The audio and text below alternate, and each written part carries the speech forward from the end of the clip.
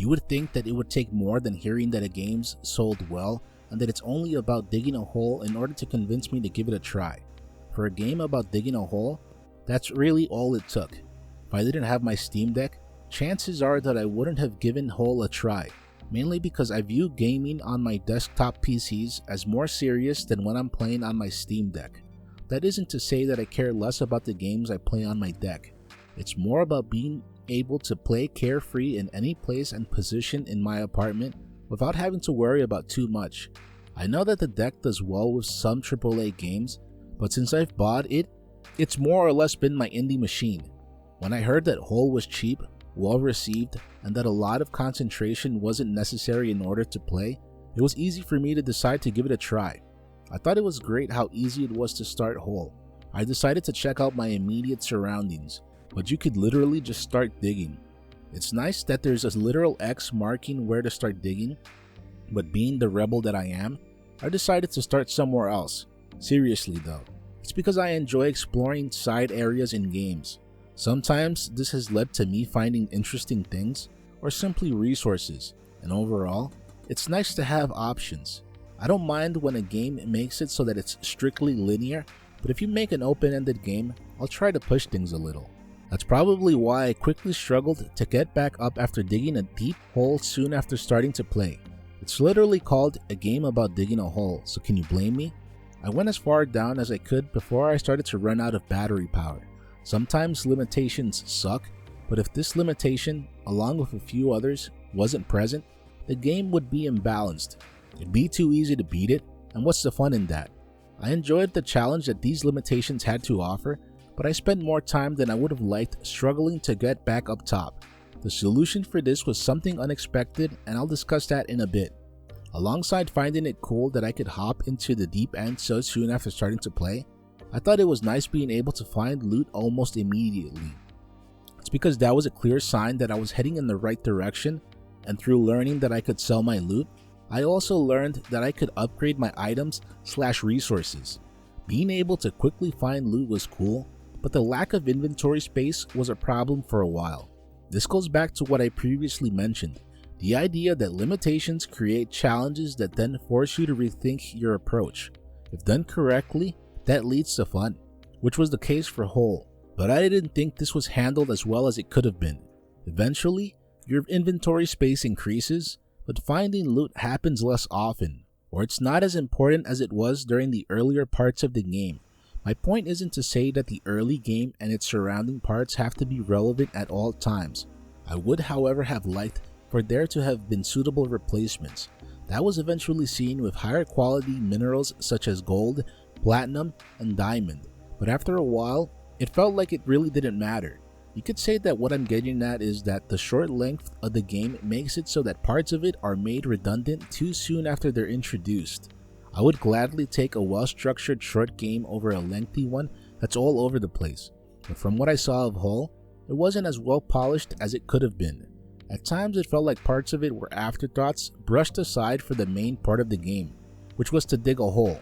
I can understand why that's reasonable, since the game is literally about digging holes, but if you're going to add spices to food you're cooking, you're more likely to get the most of them doing so in a calculated manner.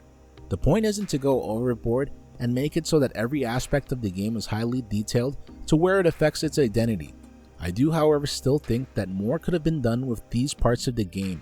Thankfully, Hole offered variety in other ways that paid off. Finding previously used tunnels was awesome. I felt that it was like getting a push in the right direction and that your hard work was being validated.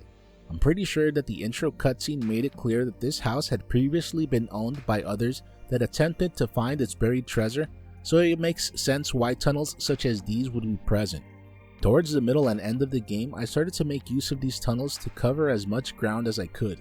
It wasn't just because that's the name of the game, but also because I wanted to try and find secrets/anything interesting. This started to get confusing when I was so off path that I didn't know which way was up. At times this issue was fixed thanks to useful gadgets that popped up unexpectedly. They were helpful, but not as much as I would have liked. I didn't feel in control of these gadgets, and I had a vague idea of what situation I had to be in so that they would be activated. I would have liked to have had more control over them so that a situation like not knowing which way was up wasn't as puzzling as it ended up being. Thanks to being able to buy lamps to light up the eventual darkness of deep tunnels, I could use them like breadcrumbs to get back up to the ground level. The lamps definitely helped out a lot and they were worth buying, but another resource such as dynamite wasn't as helpful as I imagined. I know that it's because Terraria has spoiled me, but I was disappointed to see that the dynamite wasn't as destructive as I thought it would be. I expected to get a little more of a show/destruction as a result of using it.